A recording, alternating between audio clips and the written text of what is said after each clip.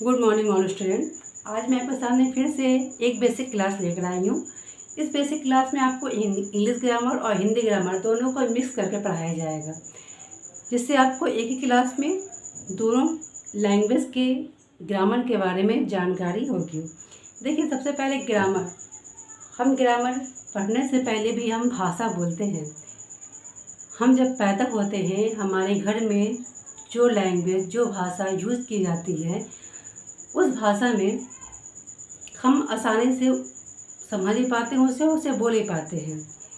तो सबसे पहला क्वेश्चन है, भाषा या लैंग्वेज कहते हैं किसे? तो भाषा या लैंग्वेज किसे कहते हैं? अपनी बात अगर आपसे कहें और आपकी बात हम सुने और हम दोनों एक दूसरे की बात को आसानी से समझ जाएं, तो वो भाषा कहलाती है। क्योंकि लैंग्वेज या भाषा या इंग्लिश में अगर हम आपसे बात करते हैं, इंग्लिश में टॉकिंग करते हैं, तो आप हमारी बात इंग्लिश में समझ पाते हैं, इंग्लिश में आप बोलते हैं तो हम समझ पाते हैं। तो हम आप दोनों एक दूसरे की भाषा समझ रहे, एक दूसरे की लैंग्वेज समझ रहे हैं, तो इसे भाषा या लैंग्वेज कहते हैं। और भाषा या लैंग्वेज के लिए जिस घर में हमारी पैदाइश होती है, वहाँ जिस लैंग्वेज का यूज़ किया जाता है, उस घर में जिस लैंग्वेज का यूज़ किया जाता है, वहाँ हमें उस लैंग्वेज को बोलने के लिए पहले ग्रामर नहीं बताया जाता है। हम उस लैंग्वेज को, उस भाषा को आसानी से हम बोल पाते हैं। जैसे अगर हम इंडिया में हैं तो यहाँ की बोली हिंदी है, तो हम हिंदी को आसानी से बोल पाते हैं, समझ भी पाते हैं, सुन सकते हैं।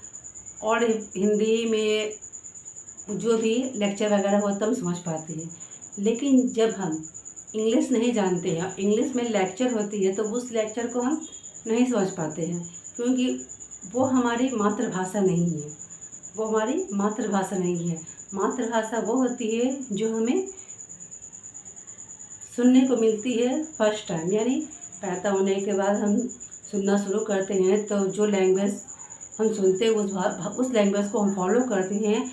अगर इंग्लैंड में इंग्लिश बोली जाती है आसानी से, तो वहाँ हिंदी बोलने में प्रॉब्लम होती है। वहाँ हिंदी बोलने के लिए उनको व्याकरण समझने की ज़रूरत है। और हम इंडिया में हैं, यहाँ हिंदी बोली जाती है, तो हमें इंग्लिश बोलने के लिए हमें ग्रामर की ज़रूरत है। तो ये कुछ नियम होते हैं व्याकरण में, ग्रामर में, जिसे हमको समझना पड़ता है। जैसे भाषा और लैंग्वेज तो आप समझ गए। जिस लैंग्वेज में हम आपकी बात समझ सकते हैं, आप मेरी बात समझ सकते हैं, आसानी से हम एक दूसरे की बात समझते हैं, उसे क्या कहते हैं? भाषा कहते हैं हम। और यहाँ होता है दूसरा, आया है अल्फ़ाबेट। अल्फ़ाबेट कितने होते हैं? टोटल 26 यानी 26 होते हैं।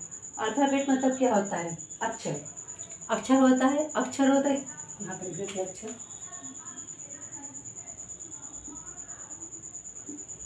अच्छा, तो अल्फ़ाबेट क्या होता है? अक्षर होता है। जिस तरह अंग्रेजी में, इंग्लिश में आपको अल्फ़ाबेट 26 मिलता है, उसी तरह हिंदी में आपको अक्षर मिलता है। अक्षर या अल्फ़ाबेट किसे कहते हैं? तो अक्षर या अल्फ़ाबेट उसे कहते हैं जिनके टुकड़े नहीं किए जा सकते हैं, जिनके हम टुकड़े नहीं कर सकते हैं। सबसे छोटी से छोटी इकाई, सबसे छोटी यूनिट को हम क्या कहते हैं? अल्फ़ाबेट या अक्षर कहते हैं। अल्फ़ाबेट इंग्लिश में 26 है और हिंदी में क ख ग घ जो आपका है वो अक्षर होता है। और क्या कहते हैं? ये लेटर। अल्फ़ाबेट के बाद हम लेटर भी आते हैं। लेटर क्या होता है? लेटर में आपके अल्फ़ाबेट, देखिए लेटर क्या होता है? लेटर में वॉवेल और कॉन्सोनेंट दोनों आते हैं। वॉवेल के बारे में और कॉन्सोनेंट के बारे में मैंने आपको बता दिया है। इससे पहले जो हमने वीडियो बनाया था उस क्लास में आपको वॉवेल और कॉन्सोनेंट के बारे में बता दिया। तो 5 वॉवेल होते हैं, बाकी कॉन्सोनेंट होते हैं। और किसी भी लेटर को लिखने के लिए हमें वॉवेल की ज़रूरत होती है। बिना वॉवेल के हम कोई भी वर्ड नहीं लिख पाते हैं। हर वर्ड के लिए, ज़्यादा से ज़्यादातर हर वर्ड के लिए हम देखते हैं कि वॉवेल की ज़रूरत होती है। बिना वॉवेल के कोई भी वर्ड नहीं लिख सकते हैं, कोई भी शब्द नहीं लिख सकते हैं। वर्ड को इंग्लिश में शब्द कहते हैं। लेटर होते हैं क्या? लेटर होते हैं अल्फ़ाबेट के ही, मतलब अल्फ़ाबेट से ही वॉवेल, ये लेटर को लिया गया है, जिसमें 2 भागों में बांटा गया है। 5 वॉवेल हैं और 21 कॉन्सोनेंट हैं। तो कई लेटर को एक साथ जोड़ने पर, यानी लेटर के ग्रुप को हम क्या कहते हैं, वर्ड कहते हैं। लेटर के ग्रुप को हम वर्ड कहते हैं। जैसे मान लीजिए यहाँ पे हम हिंदी में अगर लिखें तो हम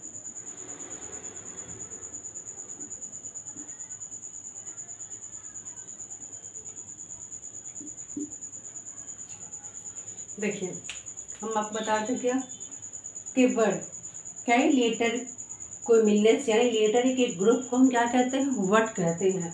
और वर्ड को हिंदी में क्या कहते हैं, शब्द कहते हैं। यानी वर्ण के समूह को क्या कहते हैं, हम शब्द कहते हैं। लेटर के ग्रुप को हम वर्ड कहते हैं, तो वर्ण के समूह को हम क्या कहते हैं, शब्द कहते हैं। जैसे और यहाँ पे देखिए चेयर, CHAIR, देखिए कोई भी वर्ड में बिना वॉवेल के वर्ण नहीं आते हैं। इसमें AI, ये दोनों वॉवेल आया है। इन दोनों वॉवेल के मिलने से क्या हुआ है, एक वर्ड बन गया है। एक वर्ड मतलब एक शब्द बन गया है, ठीक है ना। कुर्सी एक शब्द है। इसमें भी देखिए व्यंजन और स्वर के मिलने से ही कुर्सी लिखाया है। और यहाँ पे भी वॉवेल और कॉन्सेप्ट के मिलने से ही एक वर्ड कंप्लीट हुआ है। उसी तरह वोकैबुलरी को देखिए, वोकैबुलरी में क्या होता है, शब्दों का भंडार होता है। जैसे हम किसी को कुछ वर्ड मीनिंग याद करने के लिए देते हैं या कुछ वर्ड मीनिंग बताते हैं, तो उस वो वोकैबुलरी होता है। वो वोकैबुलरी में क्या होता है, बहुत सारे शब्द होते हैं और शब्दों के भंडार होते हैं। जैसे यहाँ पे हमें लिखा है शब्दों के भंडार, या यहाँ पे लिखा है, कहाँ चले गया, यहाँ जितना वर्ड एक बार में बोला जाए, तो ये क्या है, यहाँ पे शब्दों के भंडार है। ये एक शब्द है, ये एक शब्द है, ये एक शब्द है, ये भी एक शब्द है, ये भी एक शब्द है, ये भी एक शब्द है, ये भी एक शब्द है। ये शब्दों के भंडार को क्या कहते हैं, वोकैबुलरी कहते हैं। शब्दों के भंडार क्या कहते हैं, वोकैबुलरी कहते हैं। अब देखिए सिलेबस में आते हैं। सिलेबस में मतलब एक बार में जितना बोला जाए, एक बार में जितना बोला जाए उसे हम क्या कहते हैं, सिलेबस कहते हैं। जैसे सिलेबस में कैसे आता है, जैसे सिलेबस में आपका कॉन्सोनेंट और वॉवेल दोनों आता है। देखिए वन सिलेबस वाले देखिए, इसमें वन वॉवेल है, नहीं दो वॉवेल है इसमें, YOU। तो क्या है, ये दो पार्ट में बढ़ गया आपका ना, दो पार्ट में बढ़ गया। तो YOU ये क्या है, इसमें वॉवेल है। गो, इसमें वो क्या है, वॉवेल है। RU अंडर में क्या है, ये वॉवेल है, बाकी क्या है, कॉन्सोनेंट है। देखिए फादर में ए आपका क्या है, वॉवेल है, और ई भी वॉवेल है, बाकी कॉन्सोनेंट है। और देखिए यहाँ वाटर में भी ए और ई क्या है, वॉवेल है। यहाँ ब्यूटीफुल में देखिए EAIU ये क्या है, वॉवेल है। तो इसमें कई वॉवेल आकर एक वर्ड कंप्लीट किया है, ठीक है ना। कई वॉवेल आकर एक वर्ड कंप्लीट किया, जैसे हम ब्यूटीफुल कहते हैं या पॉसिबिलिटी कहते हैं। इसमें देखिए OI ट्रिपल आई है, और उसके बाद क्या है, ट्रिपल आई और ओ आया है, तो ये और वाई है, ये सेमी वॉवेल है।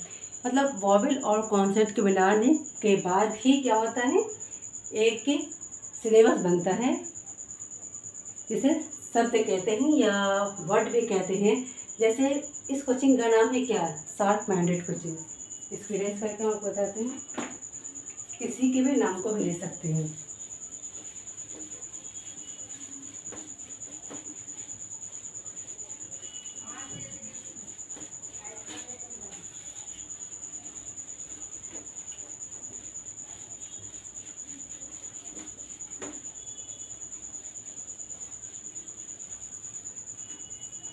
देखिए इस कोचिंग का नाम है क्या, SHARP, sharp, MINDPD COACHING coaching. देखिए हर वर्ड में आपको वॉवेल मिलेगा। देखिए ए यहाँ वॉवेल है, IE वॉवेल है, AO वॉवेल है, I वॉवेल है। देखिए हमने किसी का भी नाम देखा जिसका अपनी कोचिंग का ही नाम ले लिया, शार्प माइंडेड कोचिंग। वॉवेल और कॉन्सेप्ट के मिलने के बाद ही ये एक क्या बना है, शार्प एक वर्ड बना है, माइंडेड एक वर्ड बना है, और कोचिंग एक वर्ड माइंडेड कोचिंग। ये एक नाम हो गया शार्प माइंडेड कोचिंग। और इसमें कितने वॉवेल आ गए हैं आप खुद ही देख सकते हैं। जैसे मेरा नाम देख ले लीजिए,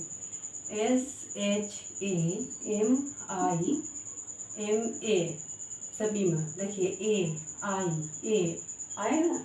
किसी का भी नाम ले लीजिए, किसी का भी नाम लीजिए, देहली ले लीजिए, DELHI, देहली, देखिए वॉवल इसमें भी है।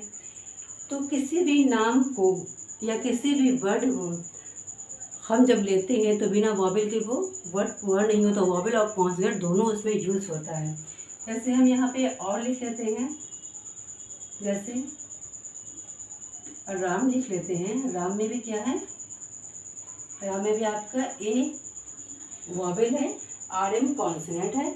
और आप और ले लेते हैं, क्या ले लेते हैं, क्लास। देखिए क्लास में भी क्या होता है, ए वॉवल है, बाकी कॉन्सोनेंट है। स्कूल ले लेते हैं, SCHOOL, देखिए यहाँ भी वॉवल है। मीन्स कहने का ये है कि जितना भी वर्ड बना है उन सब में वॉवल का यूज़ हुआ है। बिना वॉवल के कोई वर्ड नहीं बना है, बिना कॉन्सोनेंट के कोई वर्ड नहीं बना है। वॉवल और कॉन्सोनेंट एक दूसरे में इस तरह से मिले हुए हैं कि एक दूसरे का साथ नहीं छोड़ते हैं, और एक दूसरे का साथ नहीं छोड़ते हैं, और इन दोनों के साथ से ही कोई वर्ड बनता है, और वर्ड बनने से हम उसको सेंटेंस में यूज़ करते हैं। अब देखिए वर्ड के समूह क्या कहते हैं, वर्ड के समूह को हम सेंटेंस कहते हैं। ये हो गया वर्ड तक, यानी शब्द, शब्द हो गया।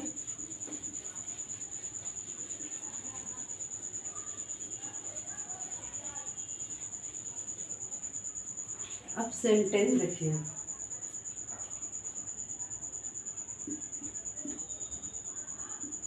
सेंटेंस या हिंदी में बोल दीजिए इसको आप वाक्य, ठीक है ना।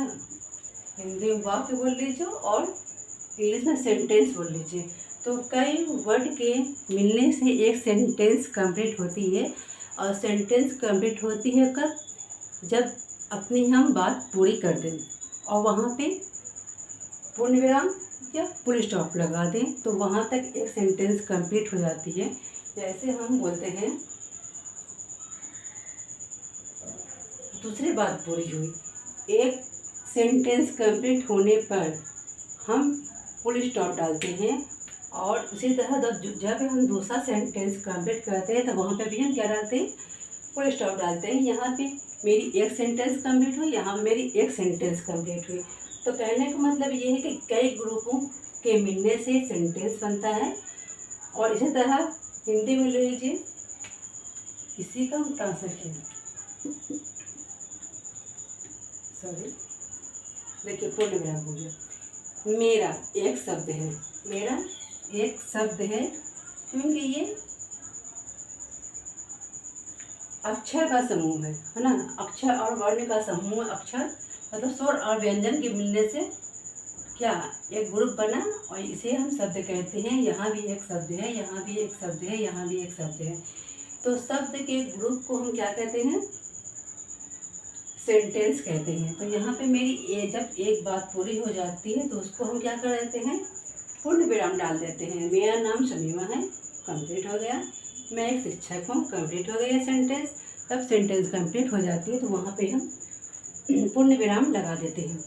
तो सेंटेंस हो गया। और सेंटेंस भी होते हैं, कई तरह के होते हैं, ठीक है। सेंटेंस होते हैं जैसे assertive sentence, negative sentence, interrogative sentence और एक्सक्लेमेटरी सेंटेंस।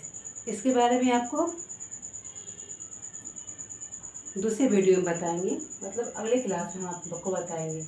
हमने कहा था आपको कि हम ये बताए थे आपको ऑक्सिलरी वर्ब के बाद हमने कहा था आपको कि टेंस बताएंगे। लेकिन हमने सोचा टेंस बताने से पहले आपको ये क्लियर कर देना चाहिए कि सेंटेंस किसे कहते हैं, वर्ड किसे कहते हैं, शब्द किसे कहते हैं, वाक्य किसे कहते हैं, व्याकरण किसे कहते हैं। ये कॉन्सेप्ट आपका क्लियर हो जाएगा ना, तो टेंस बनाने में आसानी होगी। तो यहाँ पे आपका सेंटेंस हमने बताया है। इसके बाद हमने बताया असर्टिव सेंटेंस, मतलब एक ऐसा सेंटेंस जिसमें हम अपनी बात कंप्लीट करते हैं, इसमें कोई भी नेगेटिव बात नहीं हो और ना ही इसमें कोई क्वेश्चन मार्क हो, मतलब कोई हम क्वेश्चन में नहीं करते हो। इसे हम क्या कहते हैं, असर्टिव सेंटेंस कहते हैं। ये भी हमारा क्या हो गया, असर्टिव सेंटेंस हो गया। अगर इसी को हम नेगेटिव सेंटेंस बनाएंगे तो हम लिखेंगे आई एम नॉट टीचर, मैं टीचर नहीं हूँ, तो ये क्या हो गया आपका नेगेटिव सेंटेंस हो गया। अगर इसी को हम इंट्रोगेटिव सेंटेंस बनाते हैं, are you a teacher, are you teacher, क्या आप टीचर हैं। यहाँ हम आपसे क्वेश्चन कर रहे हैं, तो क्या हो गया आपका इंट्रोगेटिव सेंटेंस हो गया। असर्टिव सेंटेंस, नेगेटिव सेंटेंस और इंट्रोगेटिव सेंटेंस। और आपका एक बचा एक्सक्लेमेटरी सेंटेंस, उसमें होता है किसी चीज़ को हम देखकर या किसी टेस्टी खाने को देखकर, टेस्टी डिश को देखकर हमें ये होता है कि हम या अच्छी या बुरी खबर सुनने के बाद हमारे अंदर से एक आवाज़ आती है, वाह, ओह, मतलब ओह सैड, मतलब जब कोई हम बुरी बात सुनते हैं तो हम बहुत उदास होकर हम बोलते हैं, तो उसको हम क्या कहते हैं, एक्सक्लेमेटरी सेंटेंस कहते हैं। ऐसे हम यहाँ पे एक सेंटेंस बनाते हैं कि एक्सक्लेमेटरी सेंटेंस। देखिए, जब हम कोई बात ऐसे बोलते हैं जब हमें कोई चीज़ अच्छा लगता है या अंदर से अच्छी फीलिंग आती है, या फीलिंग अच्छी नहीं आती, बैड फीलिंग आती है, तो हम मेरा फेस का रिएक्शन भी अजीब हो जाता है और बोलने का अंदाज भी चेंज हो जाता है। तो हम यहाँ पे कह रहे हैं, वाह व्हाट वंडरफुल ताजमहल, मतलब कितना खूबसूरत ताजमहल है। तो यहाँ पर हमने एक्सक्लेमेटरी सेंटेंस का सिंबल दे दिया। और वही हम हिंदी में कहते हैं कितना खूबसूरत ताजमहल है, तो हिंदी में भी हम क्या कहते हैं, एक्सक्लेमेटरी सेंटेंस का हम सिंबल दे देते हैं। मतलब ये सेंटेंस आपको ग्रामर में आपको सेंटेंस तक हमने कंप्लीट कर दिया। अब हम आपको टेंस पढ़ा सकते हैं। Assertive sentence, negative sentence, interrogative sentence और ये होता है एक्सक्लेमेटरी सेंटेंस। सेंटेंस के बारे में हमने आपको कंप्लीट बता दिया है। और इसका डिफिनेशन और ये वो पीडीएफ वगैरह चाहिए तो आप हमको कमेंट बॉक्स में क्वेश्चन कीजिएगा, तो हम आपको बताएंगे इसका डिटेल पूरा, मतलब इसका हम आपको डिफिनेशन देंगे, हर एक चीज़ का डिफिनेशन मिलेगा। अगर आपको चाहिए होगा तो आप कमेंट बॉक्स में क्वेश्चन कीजिएगा। आप कह सकते हैं अपनी बात को, रख सकते हैं अपनी बात को, और हम देने की कोशिश करेंगे, इंशाल्लाह आपको आप तक पहुंचेगी। तो प्लीज़ अगर मैं ये क्लास आपको अच्छा लगा हो तो लाइक और सब्सक्राइब ज़रूर कीजिएगा, और मेरे इस क्लास को ज़्यादा से ज़्यादा शेयर कीजिए ताकि ज़्यादा से ज़्यादा बच्चा देख पाएँ और इसका बेनिफिट उठा पाएँ।